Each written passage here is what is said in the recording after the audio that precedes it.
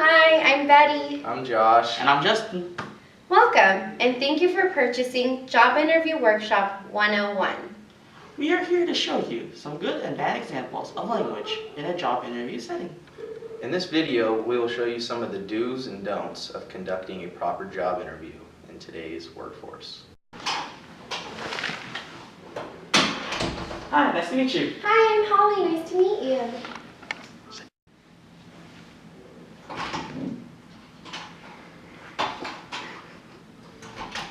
Hey man, how's it going? You the head honcho around here? Not the principal, but yeah. Well, my name is Blake. How you doing? Take a seat. So, tell me about yourself. Your past jobs, your education, your hobbies. Well, I guess where do I start? Partied my ass up at Chico State for 5 years, and now I'm here. First I got a job as a surf teacher at Edison High School. Straight loved it. Had that gig for a couple of years, and I can't tell you how much I love the water. I just freaking love surfing all day, every day. There's just nothing quite like it, Well, I'm here talking to you, looking for a job. Well, I graduated from Stanford University, where I majored in liberal studies. I was also a tutor in neuroscience, and that's where my passion for education really grew. I'm very excited to be interviewing here with you. I've also learned that this district excels in all areas, so I'm very excited to be interviewing here. Tell me about your classroom management. What do? How do you take care of it? The ocean is my classroom, man. There's just nothing else quite like it, so there really is no classroom management. I just tell the kids to put their toes in the sand and soak it all in. And if we fall asleep and we miss the next class, well, that's just A-okay with me. They can hang off for another 10-15 minutes. I used a variety of routines and procedures. They're essential in providing a safe and welcoming environment. In addition, I want the students to be involved as well, so they can have cognitive development and that they can learn the expectations of the classrooms, as well as want some involvement as well, and know that their opinions are very recognized. So, say the student is disruptive during class. What would you do? How would you take care of that? And how would you deal with that student's learning abilities? How would you respond to him doing, struggling and lagging behind? What would I do with a lame student? Well, honestly, I don't really know, man. I've never had one. All my students love me and they love my class. I guess maybe I would just tell him that he couldn't surf for the day because, that would bum me way out. That'd kill my stoke. I would ignore the behavior and focus on providing the student with an example of what to do instead. For example, I would say, oh, I love how Sam is taking notes. So that way that the student knows what is expected of them and they can change that behavior by positive reinforcement of another student, and that way they can want positive reinforcement as well. With so much content to cover with standards, describe your approach to long-term planning. Between you and me, I'd probably just use the teacher's edition throughout the semester to get by, bro. I like my free time, and once I leave, there's nothing else. I'm not going to have work ruin my weekend, you know what I'm saying, when I'm catching those waves. Well, in the school where I currently teach, we have a grade level meetings to go over curriculum maps. Curriculum mapping has helped me to see the year at a glance, as well as to look for gaps and overlaps in the curriculum from my grade level to another. I can now lead curriculum mapping for a grade level. How would you work to be an advocate for students who are at risk at your school? So what do you mean at risk? Like the poor kids? Man, screw it. Poor kids can surf too. I got enough boards for everybody. Okay, ready? For at-risk students, actually my colleagues and I have weekly meetings where we can share our frustrations and successes. We've also picked up a lot of educational books that can teach us how to deal with at-risk kids. I also want my kids to know that the doors are always open for them and that they can always talk to me about anything. Thank you for coming in this morning. I enjoyed talking to you. I'll discuss your interviews with my peers, and I'll get back to you in 3 to 4 days. Thank you.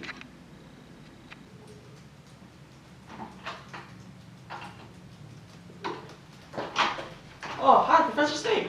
Principal Dumbledore. I'm glad you can make it. How you doing this afternoon, sir? Good. How about you? I can't complain. It's been a long day, but Okay, so I called you both in here today to discuss my interview with Holly and Blake. Oh yeah, how did that go? So they both did decent, except I liked how Holly was able to actually use the correct language, so that her interview stand out more to me compared to Blake's. It was a stronger interview? Yeah, I believe so. I know that guy kind of looked like a jokester outside. I can imagine how that is was. Yeah, I saw him walk by in surf shorts. Yeah, Sandals. Maybe something you don't want in a job interview. Of course not. Well, when he came in, it was kind of interesting because he cut me off in the middle of when I was talking, which it's kind of like send off signals to my head, being like, oh, that kind of is wrong. Wait, he cut you off? Yeah, I was thinking like sit down, but he was like, oh man, it's like oh no. That's so not professional. Yeah. Holly, on the other hand, though, she did amazing. She had all her Yeah. examples and facts were spot on, just what I was looking for. Amazing. So, let's see. I don't know which one I should choose, to be honest. Blake, he has like a charismatic body language. He's kind of like the everyday man which people like.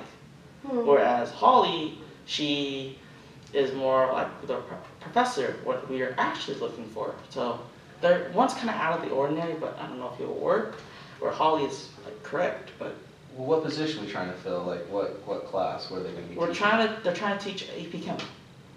Oh, yeah. I A don't know. surf teacher? Yeah, I Maybe I don't know if surfer dude's gonna really be cut out for that one. He'd be like, okay, so wave A is bigger than wave B, and what is the diameter of the sun that day? I don't know, guys. Plus, I mean, he couldn't stop calling me dude when I was talking to him outside. Really? I thought he was a student almost.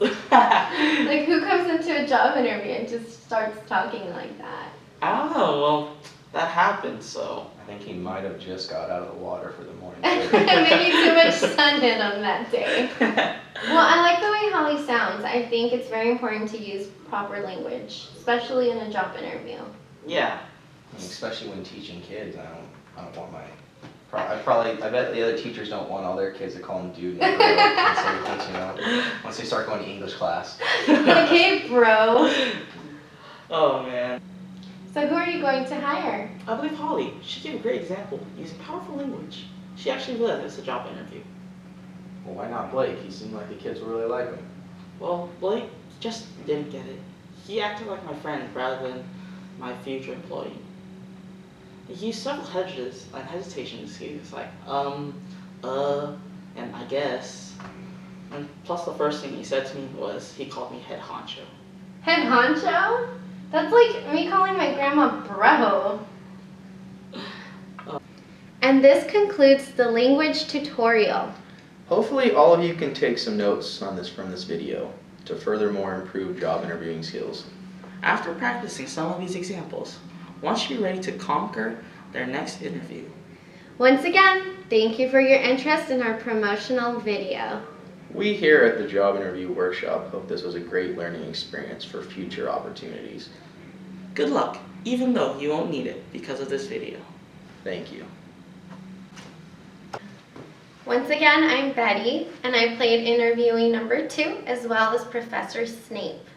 And again, I'm Justin. I play Professor Dumbledore throughout the whole skit. And I'm Josh. I played Blake and the second teacher in the meeting. And we did Chapter 5 language, mainly focusing on powerful and powerless language.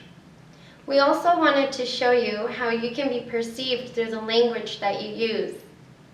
We hope that this skit will teach you how to better use language throughout your life. Thank you. Bye, guys!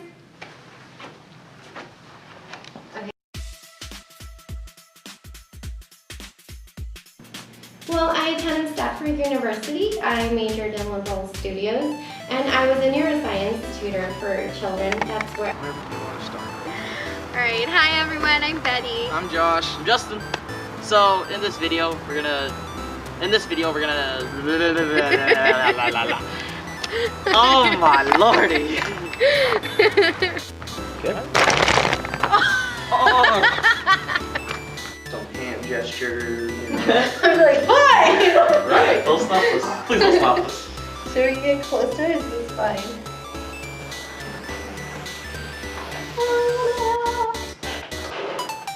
Fine. You don't fix your hair the way it was.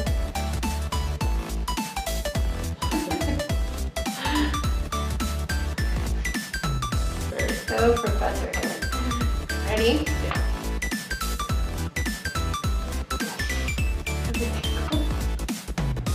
Okay. Oh my god.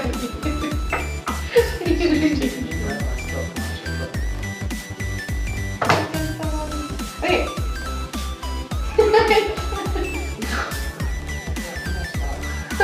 No. Hold on, now get it together. Okay. How long a messed up time did we just have 30 seconds? Okay. I gotta get it together. I'm sorry.